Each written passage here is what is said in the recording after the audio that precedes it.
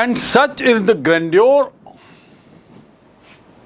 of dooms is the last paragraph of the poem, जिसमें वो महत्ता बताता है, वैभव बताता है, इमॉर्टैलिटी की बात करता है,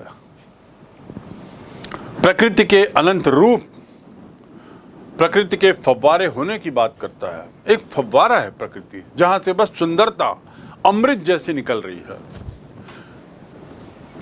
And such is the grandeur of dooms we have imagined for the mighty dead, all lovely tales that we have heard or read. An endless fountain of immortal drink, endless मतलब अनंत, जिसका कोई अंत ना हो, pouring onto us from heaven's brink, स्वर्ग के किनारे से, कहीं से मानो अमृत की धारा सतत रूप से हम पर गिराई जा रही हो। इसका मीनिंग क्या हुआ? सुंदरता सतत रूप से जहां विद्यमान है, अमर है, अनंत है। Coming to the difficult words here, sprout I have told you, boon you know, daffodil flower I told you, green world मतलब हरे भरे पौधे, rills मतलब छोटी छोटी जो सरिता होती है, जिसे हम सरिता बोलते हैं, पानी का छोटा छोटा झरना जिसे बोलते हैं, जो नदियों से निकलकर बड़े शांत तरीके से जो बहता रहता है, उसमें पानी जैसा का तेज बहाव नहीं रहता। कोहर्ट मतलब क्या होता है? कोहर्ट मतलब झाड़ियों का आश्रय। ये किस संबंध में यूज़ किया है ऑथर ने? शीप्स के लिए, जो झाड़ियों का आश्रय मिल जाता है। Sprouting old and young trees, झाड़ियों का आश्रय। ब्रेक मतलब झाड़ियाँ होता है, जंगली झाड़ियाँ, कांटेदार झाड़ियाँ। रिच मतलब क्या हुआ? यस, यहाँ पर देखिए रिच शब्द का जो उपयोग हुआ है, that is a very different meaning. Rich मतलब धनी होता है, और रिच का एक दूसरा अर्थ जो यहाँ है वह है शानदार। He has done, he is very rich in knowledge. इसका मतलब उसके पास ज्ञान का धन है। Your book is very rich in difficult words. तुम्हारी किताब जो है कठिन शब्दों से भरी हुई है, लदी हुई है। He has a very rich personality, मतलब बड़ा शानदार व्यक्तित्व है। रिच पर्सनैलिटी, शानदार व्यक्तित्व। स्प्रिंकली यानी फैला हुआ, फेयर यानी सुंदर, गोरा। और फेयर का एक अर्थ और है, यहां बताना चाहूंगा। You are very fair in judgement. तुम न्याय देने में बहुत फेयर हो, मतलब गलत नहीं करते, उचित करते हो। फेयर मतलब उचित। नो नो नो, मैंने तुम्हें 5 रुपये दिए थे, तुमने मुझे 4 वापस किए, और फिर कह रहे हो 1 रुपया मैं थोड़ी देर बाद दे दूंगा। मैं कहता हूँ no no please, it's fair, it's fine, no problem. Fair, तुमने 4 दे दिया, इट डज। तो फेयर ऑल्सो मीन्स उचित। His behaviour is very fair. उसका जो व्यवहार है बड़ा उचित है। अननेसेसरी ज़्यादा उठा पटक नहीं करता अपने व्यवहार में। Very fair in his behaviour. Musk rose I told you, bloom माने खिलना, फूलों का खिलना। इसीलिए बहुत से स्कूलों के नाम होते हैं बर्ड्स एंड ब्लूम्स। बर्ड माने कलियां, और ब्लूम्स माने खिली हुई कलियां। बर्ड्स एंड ब्लूम्स, ब्लूम माने खिलना। Too many flowers are born to blush unseen. बहुत से फूल खिलते हैं जो कोई देख नहीं तानी, खासकर जंगलों में। बहुत से सुंदर फूल जंगलों में अनदेखे ही समाप्त हो जाते हैं। अर्थात दुनिया में ऐसे हजारों व्यक्ति हैं जिनकी महत्ता, जिनकी ज्ञान कौशल का लोगों को ज्ञान भी नहीं हो पाता, और वे चले जाते हैं। जरूरी नहीं है कि हर कोई प्रसिद्ध हो। बहुत से ऐसे दुनिया में मिलेंगे जो अपने अपने क्षेत्र में बड़े दक्ष हैं, चाहे बोलने में, चाहे लिखने में, या कला में, या भाषा में, या विषय में, या व्यक्तित्व में, लेकिन अनदेखे ही बेचारे बिना प्रशंसा पाए ही वे चले जाते हैं। तो too many flowers are born to blush unseen is a line जिसमें ब्लूम शब्द आता है। ब्लूम माने खिलना, तो ब्लूम माने खिलता है। ग्रैंडियोर आई टोल्ड यू, शानदार। डूम्स मतलब डूम्स डे मतलब मैंने आपको बताया वह दिन जिसे एक तरीके से पृथ्वी का अंतिम दिन कह सकते हैं। इसके लिए दूसरा शब्द भी है, कयामत का दिन। डूम्स डे मतलब कयामत का दिन, जिस दिन निर्णय होता है कि पूरी पृथ्वी जो है वो अब समाप्त हो जाएगी, कयामत का दिन। टू पोर इनटू मतलब डालना, उड़ेलना। हेवंस ब्रिंक, हेवन के ब्रिंक से क्या उड़ेला जा रहा है, क्या पोर किया जा रहा है? अमृत। ब्रिंक माने किनारा। तो और ऐसी सुंदर चीजें जो भारी संख्या में, मृत, नियति, ये सब सुंदर कथाएं जो हमने सुनी हैं, पढ़ी हैं, एक तरीके से ये सब अमृत का अनंत झरना है मानो, और स्वर्ग के किनारे से इस पृथ्वी पर लगातार डाला जा रहा है, गिराया जा रहा है। With this your fourth para and the last para comes to an end. इस पूरी कविता का निष्कर्ष क्या निकला? आपने इस पूरी कविता से क्या समझा? दो अर्थ होते हैं, एक होता है शब्दार्थ और एक होता है भावार्थ। शब्दार्थ आपने निश्चित रूप से समझ लिया क्योंकि शब्द ब शब्द आपको इसका अर्थ बताया गया। लेकिन ऐसी क्या खास बात है इस कविता में जिसने इस कविता को विश्व प्रसिद्ध कविता का दर्जा दिया है? कुछ शब्द हैं जिसके अर्थ जानने जरूरी हैं। मैंने वैसे बताया है, but here again let me tell you. Wreathing मतलब गुथा हुआ। आपने देखा होगा हम फ्लावर रेथ किसी मृत व्यक्ति के शरीर के सामने रखते हैं, उसे कहते हैं flower wreath, WREATH। And to rid माने, उच्चारण देख लीजिए, टू रिद जब वो क्रिया होती है तो रिद, रिद माने गूंथना, और रेथ माने फ्लावर का गुच्छा जो गोलाकार रूप में सामान्यतया रहता है, उसको हम जब किसी मृतात्मा के पैर या छाती के ऊपर, सिर के ऊपर रखते हैं तो फ्लावर रेथ कहलाता है। बाइंड यानी बांधना, bind, bound, bound. Don't bind me with your time table, अपने समय सारणी में मुझे मत बांधो भाई। Let me B free. कोई कहता है मैं वहाँ 5 बजे पहुँच रहा हूँ, तुम 5:05 में आ जाना। मैं कहता हूँ sorry, don't bind me with your time table. बांधना, और बाइंड मतलब सामान्य बांधना भी। Don't bind these books, bind it all together in one bundle, इन सबको एक बंडल में बांध दो। ग्लूमी माने निराशाजनक, उदास। Why are you looking so gloomy today? आज तुम इतने उदास क्यों लग रहे हो?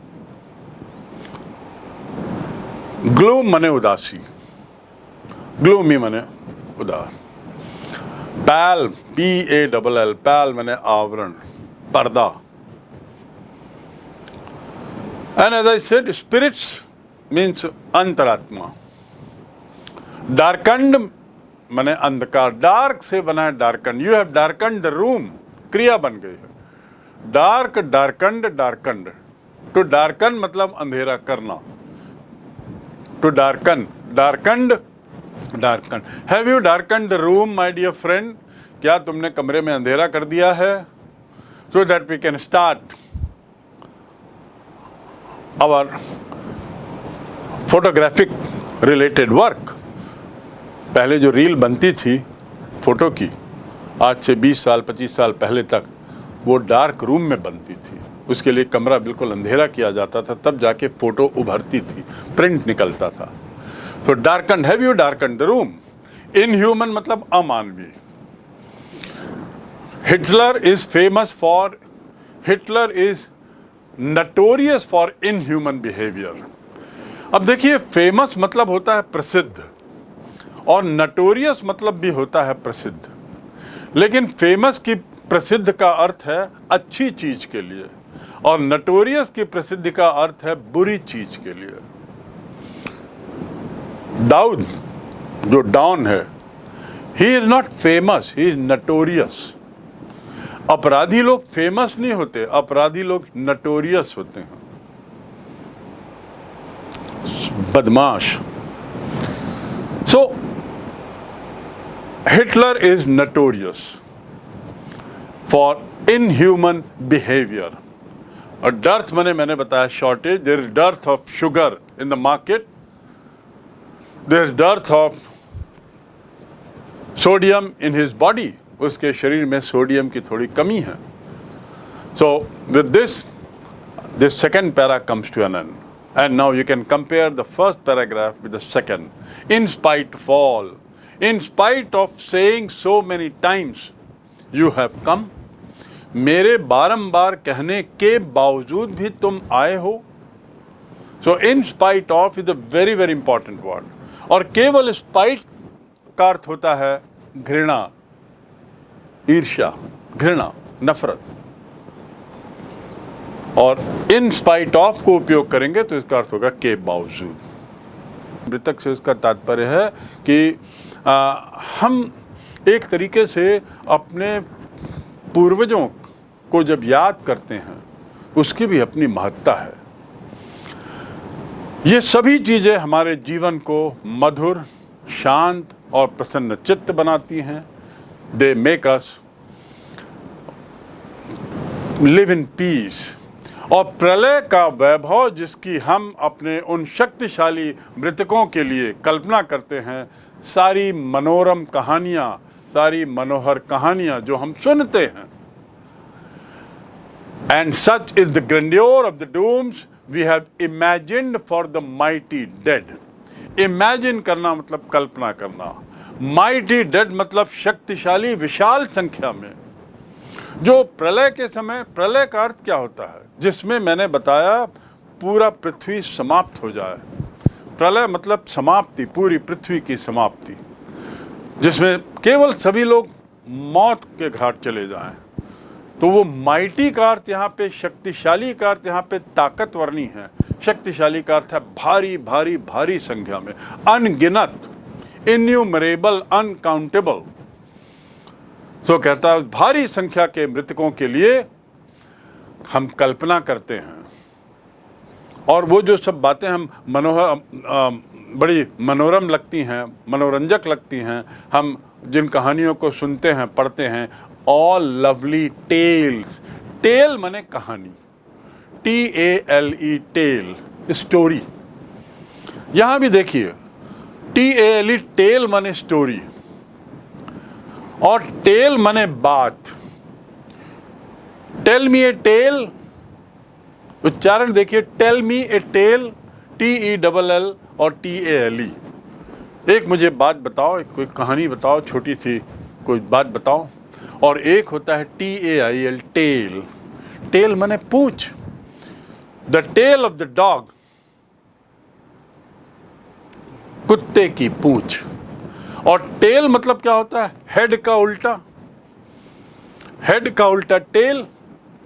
एक सिक्के के दो साइड होते हैं, एक साइड कहलाता है हेड और दूसरा साइड कहलाता है टेल। बिल्कुल चूंकि ऑपोजिट साइड में रहते हैं, इसीलिए एक को हेड बोलते हैं, एक को टेल बोलते हैं, हेड एंड टेल, राइट। तो टेल माने पिछला हिस्सा, पिछली बात।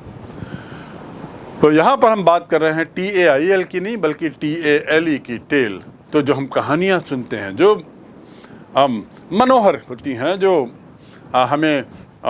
हमें रोमांचित करती हैं, हमें इंटरेस्टिंग लगती हैं, अर्थात प्रकृति की जो सुंदरता का हम वर्णन कर रहे हैं, उन प्यारी कहानियों के माध्यम से उससे हमें पता लगता है प्रकृति कितनी सुंदर है। प्रकृति की सुंदरता का बखान उसमें सतत रूप से दिखाई देता है। हमने जो भी पढ़ा है, जो भी सुना है, उसमें लगातार इस बात का जिक्र रहता है।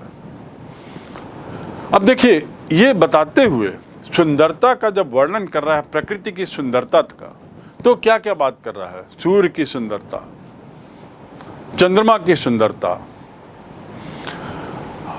छोटे बड़े पौधों की सुंदरता, छायादार स्थल की सुंदरता, नरगिस के पीले फूलों की सुंदरता, मस्क गुलाब की सुंदरता, और उसके साथ ही स्वच्छ पानी का झरना, स्वच्छ पानी की सरिता, उसका बहाव।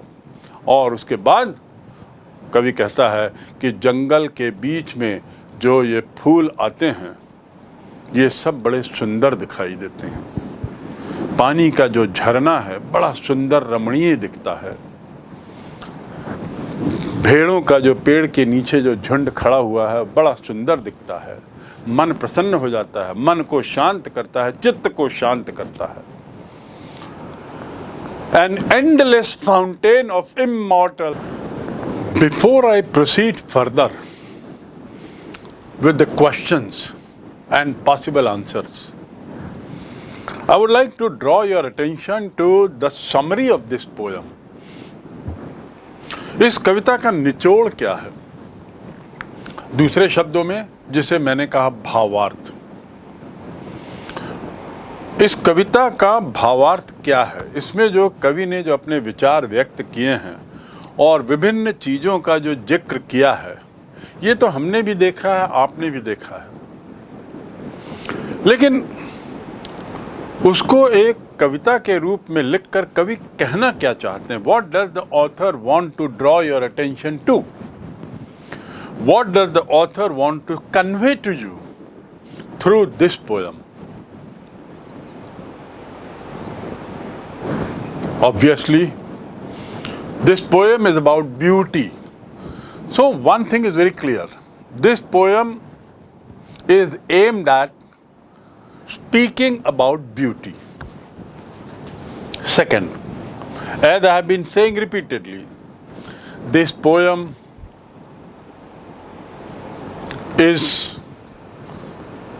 there that speaks of beauty. About beauty and of beauty दोनों में अंतर है। सुंदरता के बारे में और सुंदरता की। सुंदर चीजों की सुंदरता क्या है? This poem tells you. Third, the author also wants to highlight the importance of nature. प्रकृति की ओर आपका ध्यान खींचना चाहती है। ईश्वर ने,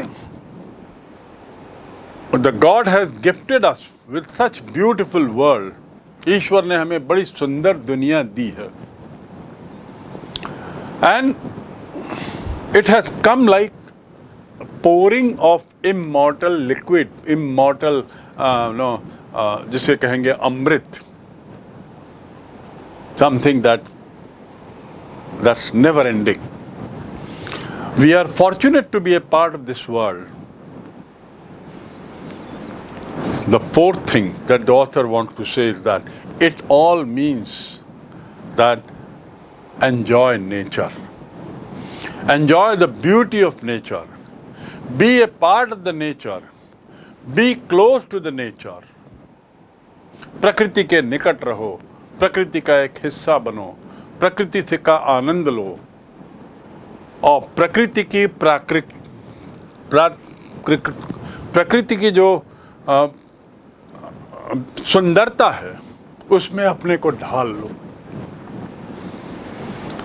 The last thing that the poet wants to say through this poem is that there is beauty in everything. हर चीज में सुंदरता है। Because everything is given by God, God gifted. तो ये जो प्रकृति है, इस प्रकृति में हर चीज सुंदर है, रमणीय है, मन को शांत करने वाली है। तो निराशा का जो पर्दा हमने अपने ऊपर ढांक लिया है, हताशा जो कई बार हम में छा जाती है, डिस्पोंडेंट जो हम हो जाते हैं, ग्लूमी हो जाते हैं, डिस्पाइट से भर जाते हैं, स्पाइट से भर जाते हैं, ये सब को हटाओ और अपने को सुंदरता से जोड़ो। There is beauty in everything and a thing of beauty is joy for ever. हर चीज में सुंदरता है और हर सुंदर चीज का जो आनंद है वो अनंत है। जॉय फॉर एवर, हमेशा के लिए वह आनंदमयी ही रहती है। So stay connected with this earth, with this world, and you will be a better man. This is what is the summary of this poem. Now we move to the last part of the poem, and that is the question answers.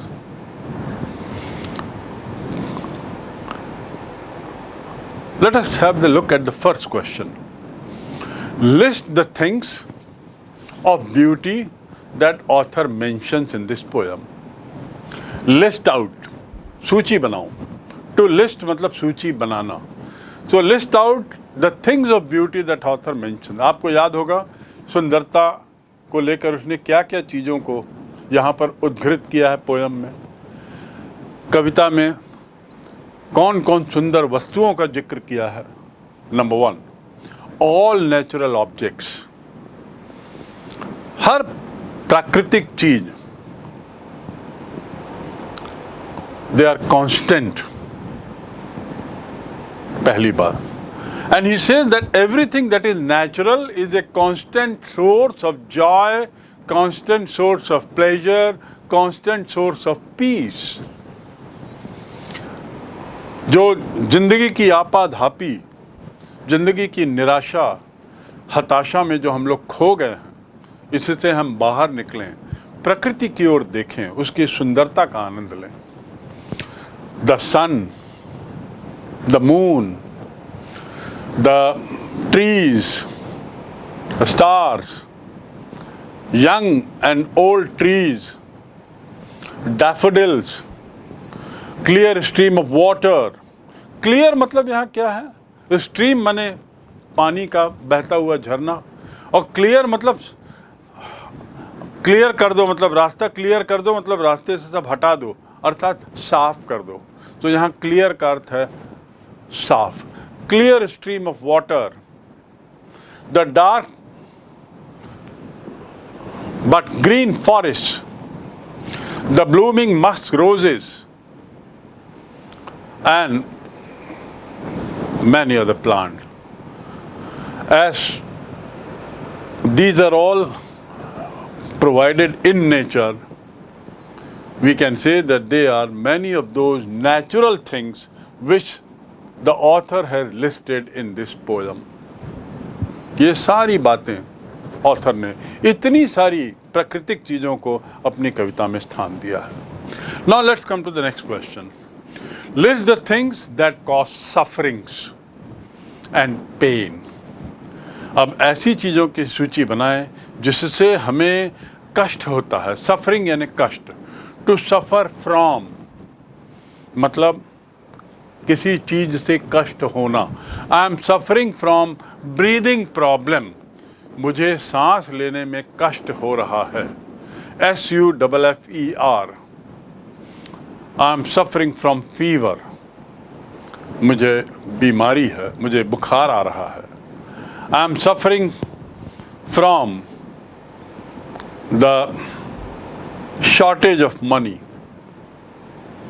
मुझे पैसे की समस्या आ रही है, कम पैसे की समस्या आ रही है। तो टू सफ़र, तो आपको अब वो सूची बनानी है जिसमें तकलीफ़ हो, जिसमें पेन के बारे में बताया हो ऑथर ने। वो कौन कौन सी चीज़ें हैं।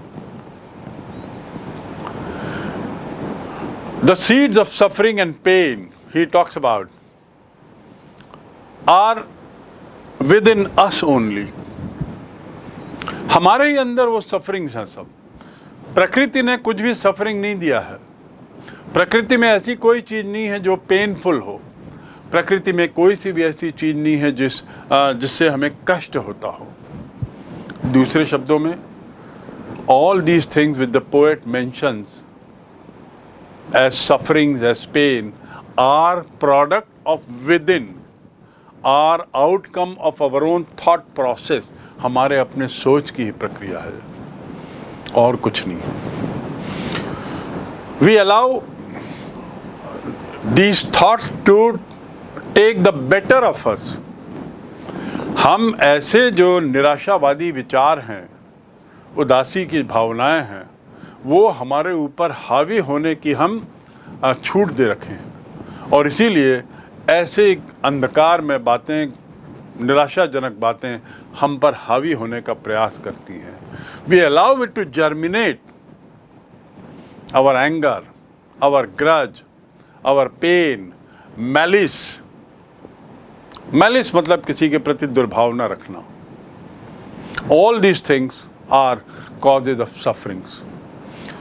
At the same time, he also talks about doomsday and few other things. But what he wants to say is that there is only one thing which is the cause of suffering, and that is our own thoughts. हमारी अपनी सोच ही हमारी तकलीफ है, हमारी अपनी सोच ही हमारा कष्ट है. यदि हम अपनी सोच को बदलें तो कोई चीज़ कष्टदायी नहीं है, कोई भी चीज़ तकलीफ़दायी नहीं है, पीड़ा देने वाली नहीं. इसीलिए ऑथर कहते हैं कि अपने अंदर की कमज़ोरी को झांको, अपने अंदर जो दुर्भावनाएं हैं, जो असंतोष है, जो क्रोध है, उसको दिल में अंकुरित ना होने दो, दिल में पनपने ना दो. दूसरों के प्रति ईर्ष्या, जलन मन में कड़ुआहट और तकलीफ पैदा करती है, उदासी लाती है, निराशा लाती है, आदि आदि. And that is why author says that such kind of situations and our own doings is the cause of our own pain and of our own sufferings. हमारे अपने स्वयं की तकलीफ के कारण हम स्वयं. This is the, in fact, the gist of the poem. And so you must get rid of all these bad things. अपने अंदर से ये बुरे विचारों को निकालो. And you will be a very fine person. That is assured.